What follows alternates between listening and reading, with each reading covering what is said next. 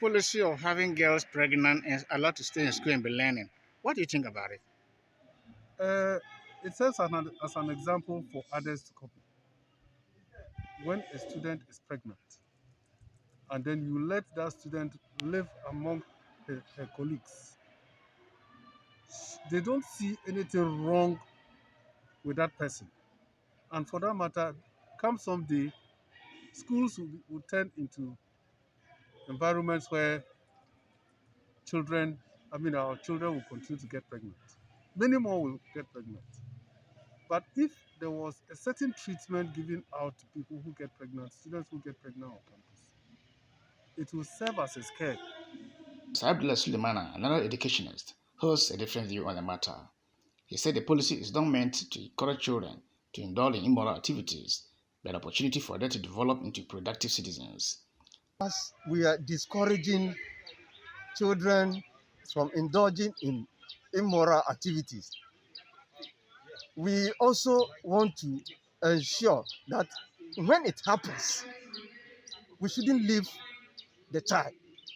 We must make sure the child completes his her education, so that once we know education is the key to everything, we ensure that the child go through the process to complete, so that he will also be a productive citizens of the country. There's a policy that we call the re-entry policy, and that is not to encourage children or girls to indulge in those acts. But when it happens, because some are active, and you cannot stop them.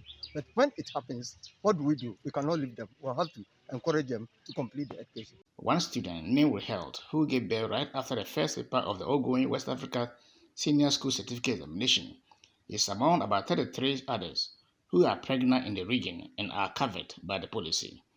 She is back to the examination hall for the rest of the papers and shares her experience with Joy News. Lately, I was not finding time for myself to go to class, but my colleagues were encouraging me, and I'll be in the dormitory learning, and something will be influencing me to put more effort in my learning. I would like to advise them that they should know how to protect themselves, because I have experienced it, and I don't want same to apply to them, because it's good but it's no good, because it's having advantage and disadvantage. What happens to me, because I have given birth to my child, I have my child, and I'm going to have my certificates again, but I will not advise them to go into it, because I was not getting time for myself to learn. But if they will take my advice, and they will not go to that situation I was in. As you know, for Joy News.